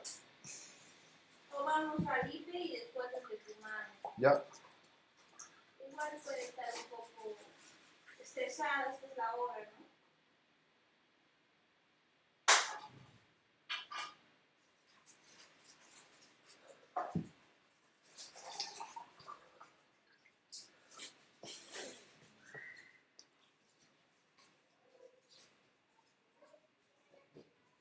Esa parte ya debe estar, ¿no, amor?